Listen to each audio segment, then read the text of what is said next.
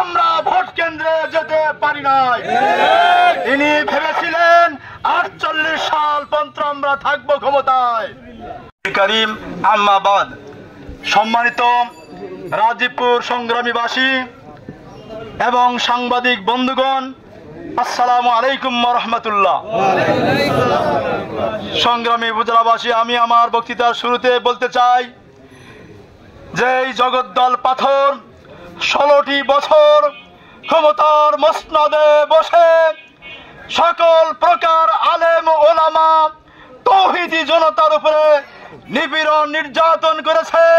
কাউকে ফাঁসির মঞ্চে ঝুলিয়ে শাহাদাত বরণ করতে হয়েছে, কাউকে আয়না ঘর নামক যে ঘর সেখানে নিয়ে টর্চার করা হয়েছে।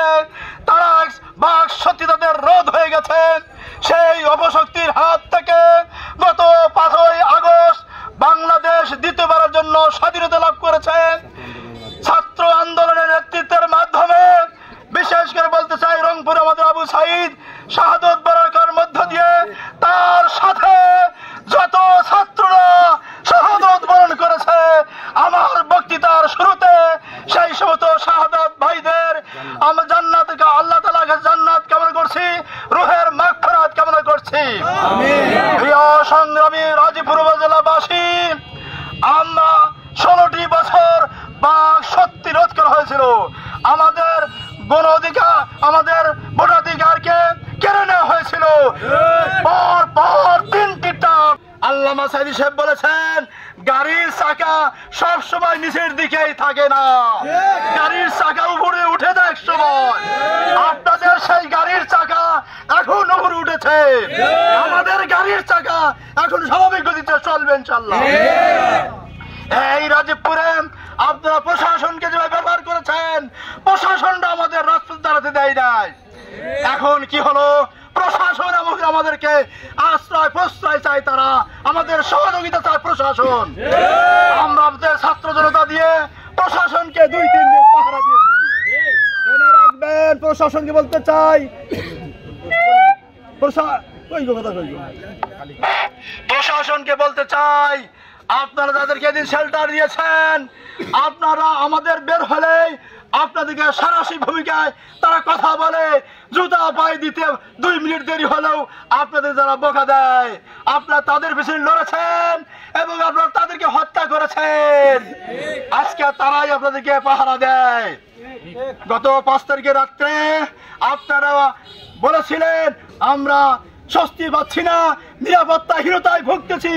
আপনারা দেখেন, কিন্তু আপনারা 16 বছর যেভাবে সরকারের অঙ্গুলি হেরে লড়েছেন, তারপরে আপনাদেরকে আমরা সাহায্য করেছি।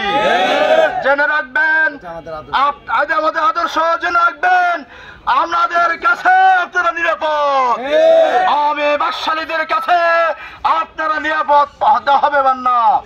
মায়ের আমার, শেখ হাসিনার কাছে police, army, BDR, RAB, BJP এবং মন্ত্রণালয়, সচিবালয় এত কিছু থাকার পরেও আপনি কাউকে জানাতে পারলেন না। জনরোষে সেনা পাহারায় আপনি এই দেশ থেকে ভাগতে দেখেছেন। আপনি এত শক্তি, এত আপনার ক্ষমতা, এত পুলিশ, বিডিআর, এত জনশক্তি কোথায় গেল সেদিন?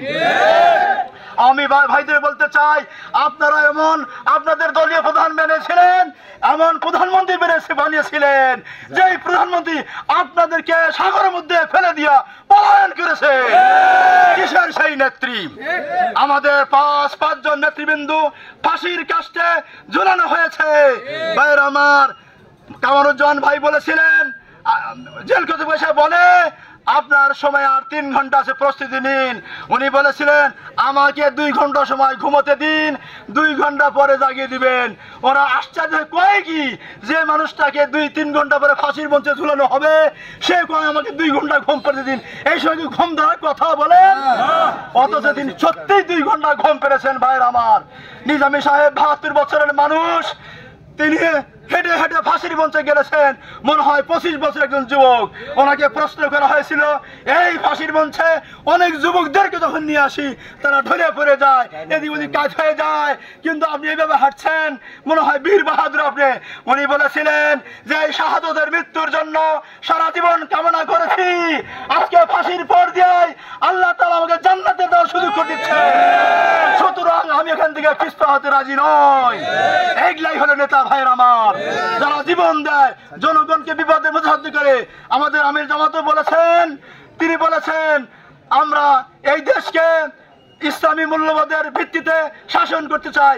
10টা বছর আমাদেরকে সময় দিন, আমাদের হাতে ক্ষমতা দিন, দেশের শান্তি সঠিক আনতে হয়, সেটা আমাদের জানা আছে ভাইরা।